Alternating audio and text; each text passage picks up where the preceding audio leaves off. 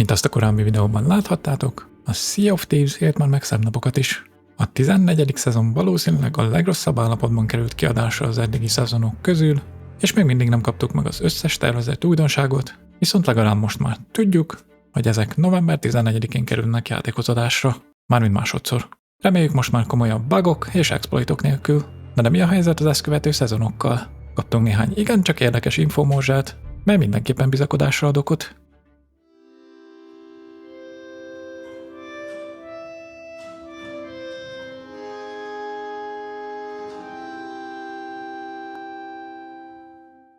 Október végén került megrendezésre Londonban a 2024-es EGX, ami lényegében egy videójátékos event, ahol játékosok találkozhatnak fejlesztőkkel, kipróbálhatnak játékdemókat, e-sport rendezvényeken tehetik próbálni magukat, és meg annyi más érdekes dologban vehetnek részt. Tehát lényegében hasonló, mint az itthoni Play-it. A Sea of Thieves fejlesztői is megjelentek ezen a rendezvényen, és egy hosszabb beszélgetés folyamán megtudtunk jó néhány dolgot a játék múltjáról, jelenéről és jövőjéről. Utóbbi mindenképpen az érdekesebb dolgok közé tartozik, hamarosan kitérek rá miért. Sajnos videófelvétel nem készült az eseményről, így videóalapanyag nélkül az egyik Sea of Thieves podcast videót fogjuk használni. Nézzük a legérdekesebb dolgot, ami elhangzott ezen a beszélgetésen. A játék egyik kereskedelmi társasága sok-sok év várakozás után végre kap egy frissítést, ez pedig nem más,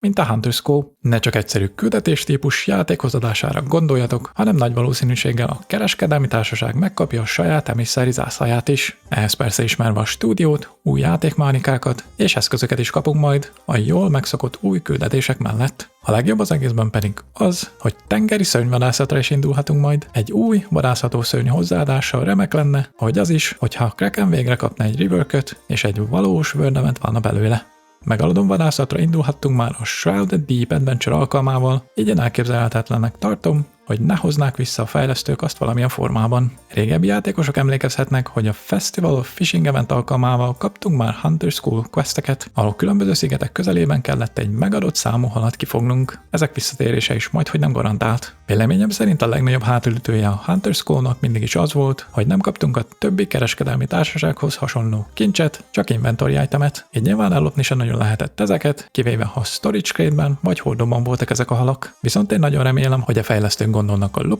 lopkodós játékstílust kedvelő játékosokra is, és lesznek halak mellett más kifogható dolgok is.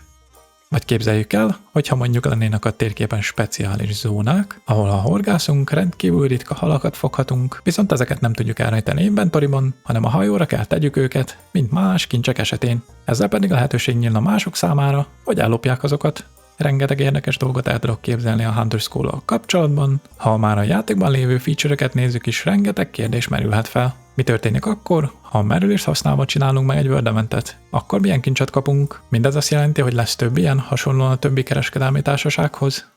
A horgászos dolgokon kívül szó volt még új társaságok játékba adásáról, egyik ilyen a Dark Brethren lesz, melyről hamarosan kapunk majd infomorzsákat. A Dark Brethren egy mindmáig ismeretlen, mégis központi figura által irányított szervezet, vezetője nem más, mint a titokzatos Captain, akiről szó esik a Karib-tenger kalózai tótélekben is, valamint az azt követő adventure-ökben is. A szervezet tagjai Captain, Davy Jones, Duke, a Gold Hoarder, Wanda, a Siren Queen és Amaranta, aki a Sea Dogok alelnöke volt azok bukásáig.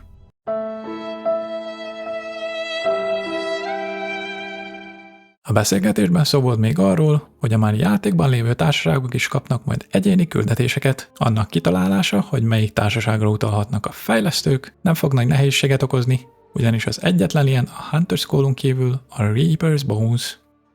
Aki régebb óta játszik már a játékkal, minden bizonnyal már nagyon hiányolja a játékból az olyan sztorival kapcsolatos küldetéseket, mint a tótélek vagy az adventure-ök voltak. Ezekből sajnos a Monkey Island történetszál óta egyet sem kaptunk, az adventure-ök pedig átalakultak valami mássá, így mi, akik rajonganak a játék ezen részéért, hátra lettünk hagyva. Eddig. A fejlesztők megerősítették, hogy az ilyen jellegű tartalom is visszatér a játékba, hogy milyen formában, azt egyelőre nem tudjuk. Viszont azt igen, hogy biztosan nem a nagy sikerű Karib-tenger kalózai történetszál folytatása képében. Bármennyire is szerettem ezeket a történeteket a Monkey Island tótélekkel együtt, számomra mindig is sokkal érdekesebb volt a The Shores of Gold sztori szál. Ha már ezen történetek visszatéréséről van szó, ez tökéletes alkalom lenne arra, hogy elvarjunk néhány szállat a sztoriban, megtudjuk végre mi történt Brixivel, és mit forralt egészen mostanáig a háttérben a Dark Pedren. Arról nem is beszélve, hogy ha utóbbiból tényleg egy játékbeli társaság lesz, akkor ennek bemutatására tökéletes alkalom lenne egy új tótél.